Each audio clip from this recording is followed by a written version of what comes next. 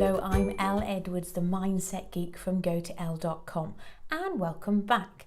Now, in today's episode, we are thinking about your story. Now, yes, for the whole of this month, we are preparing for NaNoWriMo. It's October the 1st. Hooray! And if you're thinking, Elle, there's another whole month until we start thinking about NaNoWriMo, no.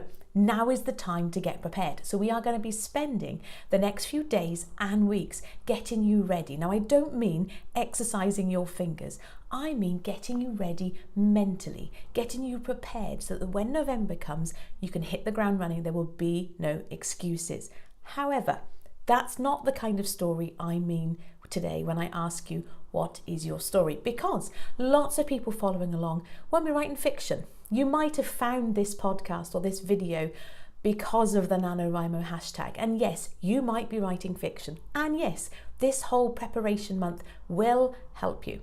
However, most of my audience are actually entrepreneurs, business people. So my real focus for this month is about helping you get your book written, even if it's not fiction.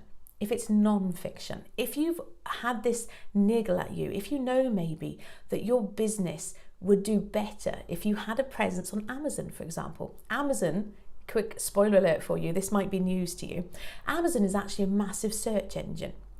Yes, I know it's a bookstore, but it's actually a massive search engine. You go onto Amazon and search for mindset, for example. You're going to find loads of different books on there. And it is a really great place for you to have a business presence. And as a side note, I do think it's massively underutilized by businesses. So one of my passions is actually helping entrepreneurs get their business onto Amazon with a quality book. And that's where this series comes in this month, because we're not going to just put out any old drivel. I don't want to help you share rubbish with the world. That's not what you're about. I know that. However, I also know that you've got a lot of things going on. There might be a lot of reasons why now is not the right time to write a book. But if you'd like to do it, if you think, yeah, I really would like to, but those buts are what we're going to bash through. Too many B's there. Those buts are what we're going to bash through as we prepare this month. And it starts by thinking about your story, specifically the stories that you tell yourself around the idea of writing and publishing your book. Now then, how you approach the story of you writing will massively impact how you actually get the book done. I've talked about this before, the importance of language. I love language. It's incredible. The way that, the written word, one person can read it and it can mean one thing to one person, something completely different to somebody else. And this goes on in your brain too. So I want to challenge you today to think about the stories you are telling yourself around you writing a book. Because by starting to consider those stories, once you know what those stories are, you can then decide whether or not they are serving you. If they're serving you, great. If the story you're telling yourself is, I'm going to write a book and it's going to be brilliant for business and I'm going to share it with lots of people and it's going to be amazing for the people who maybe can't work with me one-on-one yet and it's going to be, the best thing ever.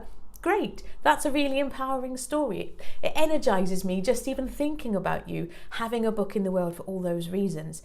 If, however, the story you are telling yourself is, well, the thing is, I was never very good at writing when I was in school and Mrs. Adams, she told me that I couldn't write for toffee and, all those red lines and crossed out and I really can't spell and grammar and, Now, yes, I know, okay, I'm cheating slightly. I'm telling you that story in a really low tone. My shoulders are sagging. I'm using a sad voice. Okay, I understand that.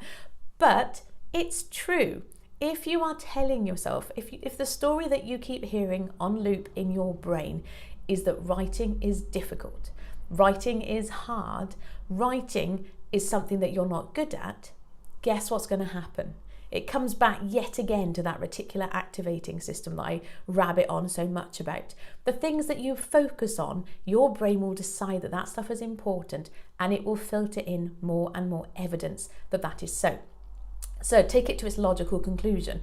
You focus on the fact that writing is hard, that writing is difficult for you, that writing is a drudge. You are going to get more and more examples showing up of why that is true. However, even if you have been told that no, you can't write, I don't care. There's two ways of approaching this. Yes, you can actually hire somebody else to write that book with you. So you tell your stories and you talk about your business, and somebody goes off and constructs that into sentences and paragraphs for you. That's the ultimate. If you're somebody that genuinely believes they haven't got the time to dedicate to that craft, fine. That's actually one way you can very confidently and very honestly get your book written and ready for publication. And there's no shame in that. It's a perfectly valid way of doing it. However, if you'd like to actually write it yourself, even if you've been told, no, you can't write, I'm here to challenge that idea.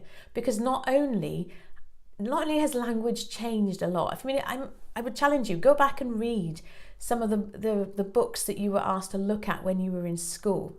Most of them are pretty dull and quite hard going. I mean, I kind of liked Pride and Prejudice. Yeah, Pride and Prejudice was okay, but Wuthering Heights, oh dear me. And it's a classic. I know I could probably get shot in the head for publicly saying that I don't like Wuthering Heights, but it's true. The only thing I like about Wuthering Heights is the Kate Bush song that was inspired by it. It's really hard to read, and sure, it's a classic, but the book that you prepare for your business to share with the world doesn't have to be a classic. It can be really well written, it can be engaging, it could be interesting and fun to read, and yet never be a classic.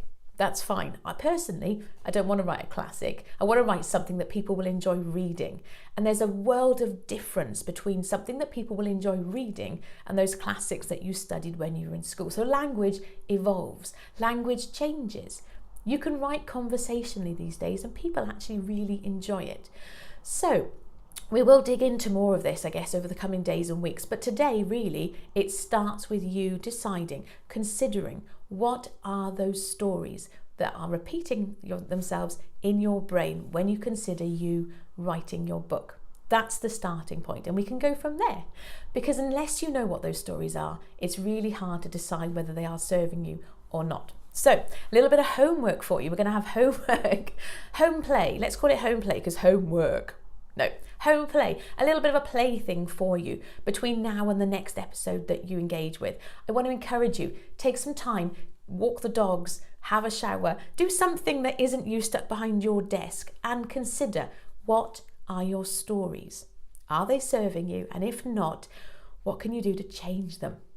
Okay, now we will, like I say, more on this over the coming days, but that's the starting point for you today.